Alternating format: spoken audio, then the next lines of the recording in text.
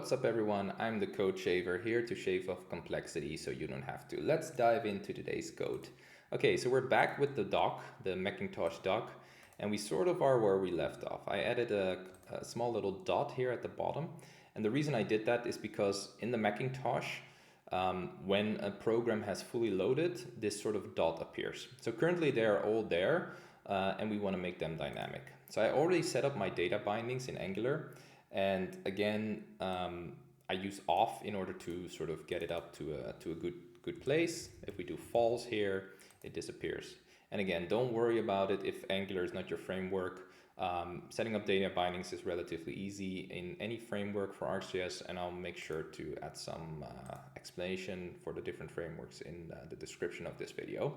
So yeah, off is always a really good way to sort of test your data bindings, and we can see that everything works. So when I do true, they all appear. Obviously, we want to make it dynamic so that when it's done, you actually see the dots and not currently just right away, obviously. So this video has sort of two parts. In the first part, we'll fix this and base it off when the animation is done. And in the second part of the video, we'll talk a little bit more about actual asynchronicity. So let's work towards that. So the way we can sort of do this, again, our first goal is make sure the dot appears when the animation is done. Okay, that's goal number one. Okay, so the way we can do that is by obviously kind of listening to the animation. So for that, I'll use bounce. And again, I'm working in Angular, so I have to use the this keyword here. And now we are sort of getting the emissions from bounce. Let me just put the pipe there, and we can say that we want to map to true, right?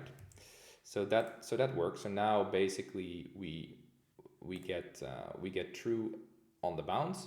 The problem right now is that it sort of gets true right away, and we don't want that because we only want it once the animation is done, right? So the way we can do that is with an operator called endWith, and there are many different ways to do this. I just find this one to be quite explicit, and it sort of works for me.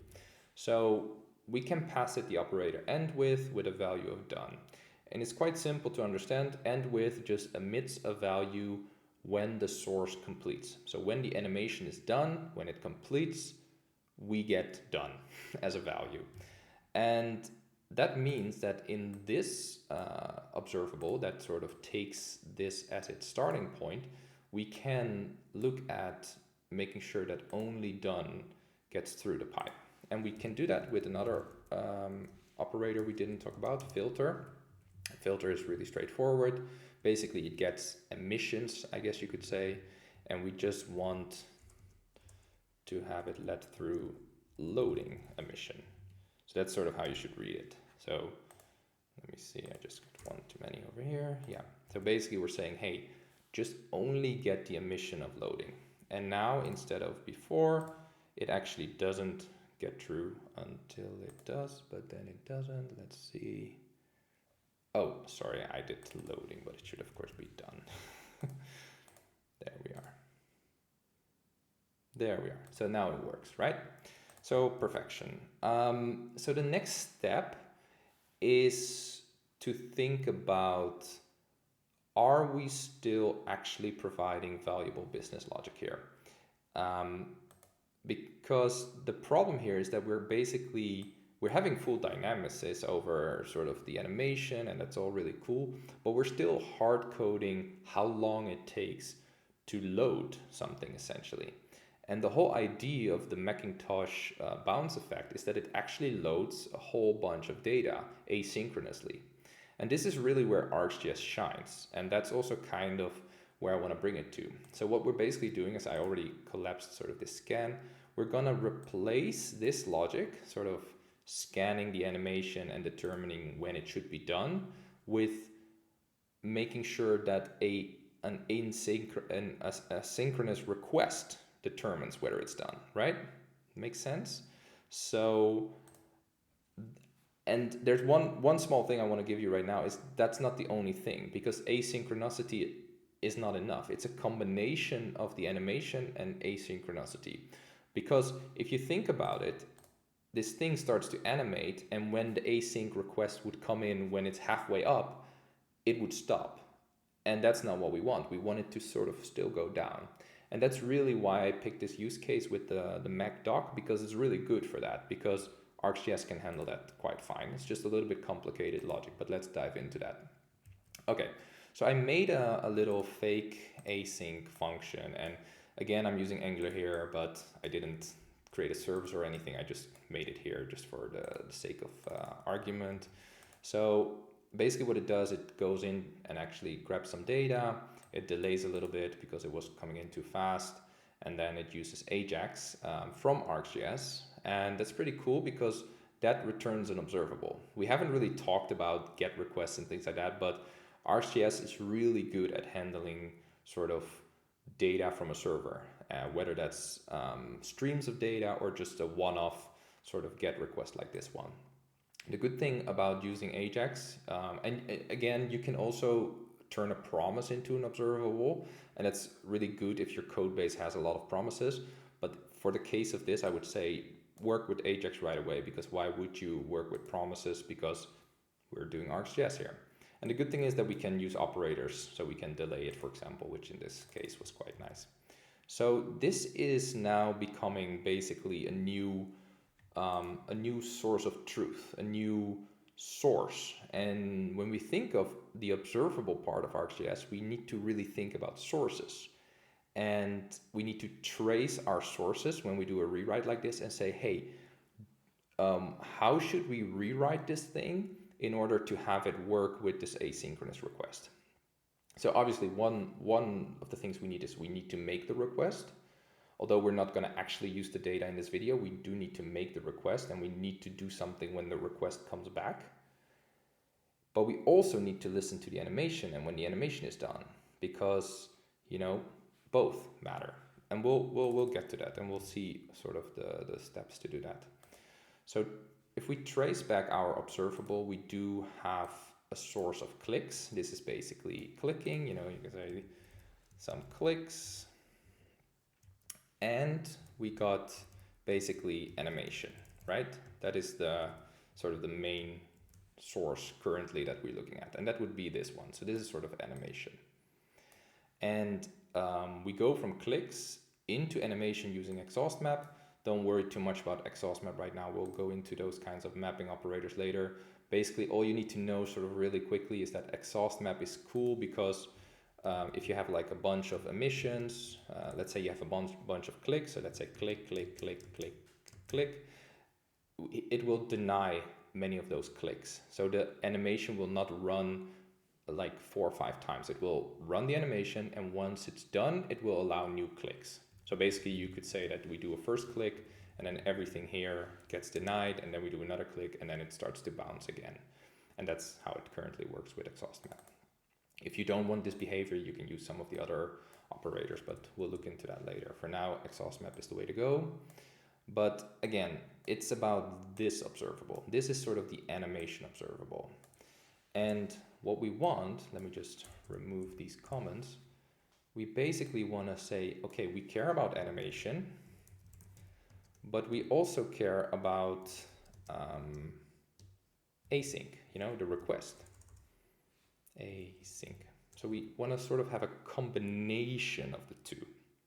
We sort of want to say like, hey, I want to listen to the animation frames that gets thrown around, but I also care about the async because I want to look at both in order to determine when to be done, and I want the animation to happen.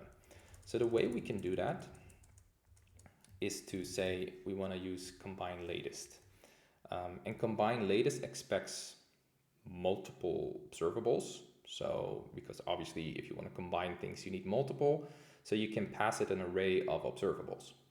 And we can pass it this fake async observable. Of course, we need to call it because, you know, otherwise we're not actually providing an observable, but just a function. And we can have the bouncing observable. Again, I'm using Angular, so I have this keyword here. So yeah, let's have it error out on the right side so we can sort of get it back to a good place. because I think that's always a great way to sort of learn, is by sort of getting back to something good. So it's currently complaining here, and that's because we are still working with this object that we get from the scan. So this object, we talked about that before, with sort of the age being the height, and we are sort of plucking that off here and returning it as pixel values. But currently we don't have an object anymore. Well, we do have an object, but it's an array, and hence we need to deal with that. So what we can do is actually possible to still destructure it, and let's sort of be hand wavy about the first observable. We currently don't care about that. We just want to get back to a stable point where just everything just works. So currently we have that age and we have pixels, everything's happy. Now it should work, but it doesn't. And the reason why it doesn't work, and that's a little bit of a gotcha of combine latest, is that surely this animation is emitting values, but the fake async didn't actually emit a value. It wants to emit a value at some point when the async is done after the 5 seconds and when it comes back, but it doesn't actually emit anything until that time comes. And the problem is that combine latest only sort of wraps up both observables when you at least fire it once. Okay, so that's important to sort of understand. And the way we can do that is by going into this observable and saying like, okay, I know that you're going to emit something later on, but why don't you start with loading, right? Seems reasonable. I want the value of loading. I can use that later on. Why don't you give me that value right away? So now, actually this fake async is super eager and it just returns loading, okay? And that also brings us back to sort of the old situation. So we are good in that regard. Yeah, and I hope that you already saw, if you actually look carefully, you can see that we're actually having a mismatch between the logics, because we have the sort of animation and then we get the dot appearing, because we do end with, when the fake async is done, right? So we already have that point where we're saying, hey, these two worlds are currently not really talking. So we need to get rid of some. And what we need to get rid of is basically in our animation, we don't want to stop it there anymore. We don't want to scan it. We're not interested in seeing how the animation goes, sort of in terms of cycles. We can actually use a slightly easier logic, and we're going to move the take logic. So the take logic is basically when is it done logic. And we're going to move it to here because we're going to use some of the animation to determine when it's done, and some of the asynchronous request to determine when it should be done. Okay, so basically we can say take while, and we can take those two observables. So the first one is the async, so let's call that request with an R, and the second one is the animation, so let's call that A, right? And let's start with the request, and what we're basically saying is take while that one is loading, right? Because if we hover, we can actually see that the type is an AJAX response and the string, and that's logical because it's actually the string of loading here, right? So as long as it's loading, we want to continue. And now our map here is complaining, and the reason why it's complaining is because we don't have that object anymore, right? What we currently have in A is just a number. Our animation is no longer height and sort of these cycles, is just a number because we removed all the scan logic. So there's a little bit of a gotcha there, but basically what we have here is just, yeah, let's just call it height right away. We don't need to, again, so we're back at a sort of good point. And now we are getting sort of in an interesting realm because we're done. The async request came back. our animation went on all the time and sort of was like, okay, good, well, I'll just keep waiting. And then it completes and sort of all the observables gets sort of tear down. But the problem is that we are halfway in, you know, and we don't want that. We want to be down. So we need to surely say that we care about loading and when it's not loading anymore. But at the same time, we care about where the animation is at that point in time. So what we basically want to say is like something like, I tried this before, 0.2, that we say like, hey, wait until I'm down again, you know? Take while I'm not up, basically.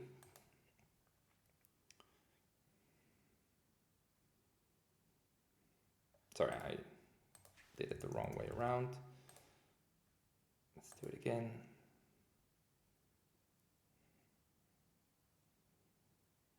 There we are. So we can see that that works. And also when we would, for example, do a much quicker emission, let's just do 1 second. We can see that it works. And let me just bring back the full screen here to kind of wrap up the video. So I think the most important way that I like to look at the power of RxJS is that we have fine-grained control. So for animation specifically, CSS is a great fit.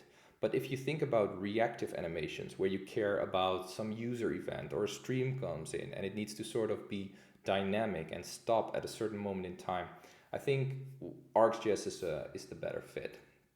So the way I like to look at it is CSS animation is a little bit like autopilot on a plane, and RxJS is really like fine-grained control. And obviously it's harder. You need to know all the buttons and all the dials and where everything is. But once you master it, you can do so much. And that's what we're going to see in the series, because in the next one, we're going to do something quite exciting. So I hope to see you there. Thank you.